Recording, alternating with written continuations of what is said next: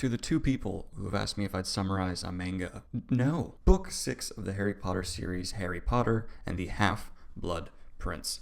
This book picks up with the wizarding world kind of in chaos, and the Muggle world as well. In fact, the Minister of Magic and the Muggle Prime Minister, who actually knows about the wizarding world, are even meeting to discuss what is pretty clearly becoming an oncoming war. Many people feel that even Hogwarts is not safe. There are attacks happening all throughout the wizard world, and attacks happening within the Muggle world. Everything just seems to be in chaos. While visiting Diagon Alley to get supplies and stuff for school, Harry sees Draco Malfoy going and doing some sketchy things, so of course Harry follows him, and he essentially gets confirmation that, in his mind, that Draco Malfoy is becoming a Death Eater, and this plays a large role throughout the rest of the book. Harry takes a very vested interest in Draco Malfoy's actions and tries to kind of keep tabs on him throughout the entire book. The only problem is that very few people actually believe Harry with his claims that Draco is becoming a Death Eater. And this book is maybe the most hormone-charged of them all. There's a love triangle between Ron, Hermione, and Sumho, but basically what you know from the beginning of this love triangle forming is that Ron and Hermione are going to end up together. That's just kind of a given.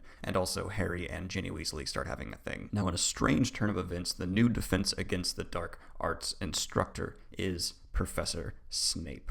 Now, Snape, of course, loves being in this position. He's wanted it for a long time. But in addition to that, we see Snape giving Harry detention incredibly frequently and kind of just making his life very rough. On the other hand, though, that means there is a new potions professor who is not Snape. And that potions professor is Professor Slughorn.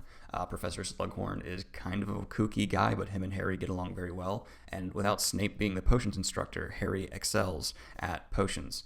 In fact, he finds a annotated textbook that kind of gives him all the kind of cheat around easy answers for a lot of the things he's doing, and it's signed by some student who calls himself the Half-Blood Prince. They have also reached the year in Hogwarts where all the students of Harry's grade learn how to apparate, or essentially teleport themselves magically, which, oh my god, that's a powerful thing to know how to do. It's also pretty clear that there is someone practicing dark magic at Hogwarts at the bidding of Voldemort. We learn later on this is Malfoy doing kind of things to try and get ready for some kind of event, and he's not like killing anybody, but there's just kind of bad accidents and injuries and things like that happening. Harry is put in a position of the Gryffindor Quidditch captain, but he does a mediocre job of leading the team, and this is kind of giving us, the reader, a warning sign that Harry is stretching himself too thin. On a happier note for Harry, him and Dumbledore actually begin working together on private lessons. Now, originally, Harry is very excited about this until he realizes exactly what the lessons are, and it's Dumbledore and Harry going into memories that people who knew Tom Riddle before he was Voldemort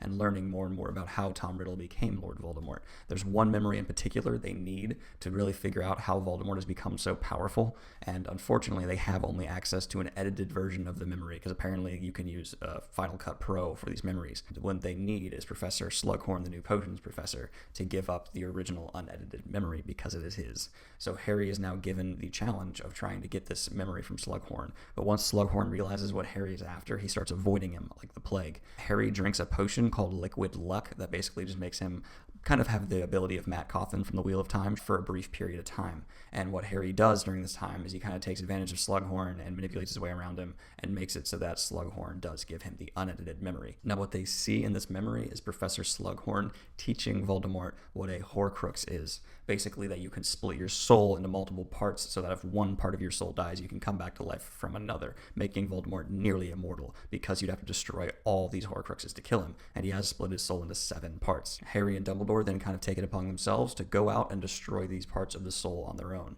The first Horcrux they destroy together is a very dark and horrifying adventure they go on, and involves basically Dumbledore begging for his life and Harry having to force him to do these things, and it's very traumatizing all around. But when they get back from it, Dumbledore's not in the best shape, but they get back to a Hogwarts that's being invaded by Death Eaters. There is a battle happening, and the Dark Mark, Voldemort's logo, has been cast in the sky above Hogwarts. Harry and Dumbledore go to a high-up tower. A trap is sprung on Dumbledore, and Dumbledore uses magic to hide and conceal and restrain Harry so he cannot intervene and try to stop whatever trap is about to happen. Now, the trap that does happen is Draco Malfoy comes out, and he has clearly been told from Voldemort to kill Dumbledore. He's shaking and nervous and doesn't really have the courage to do it, but more Death Eaters show up and keep instigating him to kill Dumbledore. Finally, Draco kind of it's clear he can't really do it, and Dumbledore certainly doesn't want some kid killing him, so Snape steps up and kills Dumbledore. The Death Eaters then flee, and Harry sprints downstairs to try to get help from some professors or his friends, but what he sees is a Hogwarts where there's a massive battle happening, where Death Eaters are attacking pretty much anyone they can. There are some people from the Ministry there as well trying to help, called Auras, but they're not doing much. There's only a few real casualties. I don't think anyone really important dies during this fight, but it is kind of a final blow to Hogwarts, showing that anything can be touched by Voldemort. The professors meet after this battle is over and decide to shut down Hogwarts for good, as long as Voldemort is still a threat.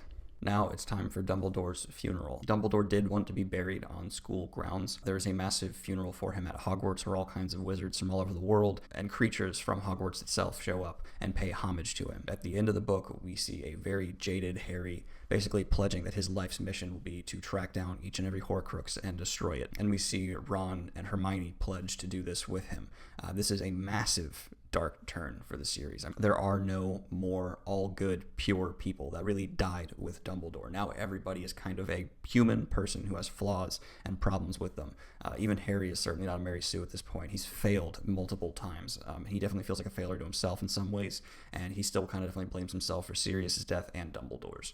But that is the end of book 6 in the Harry Potter series. This is by far my fastest review, but what I think is the shortest book, and it is definitely one of my favorites. Half-Blood Prince is very, very good. Please like and subscribe if you have not already. Click whatever video around me you want to watch, and have a good day. Peace.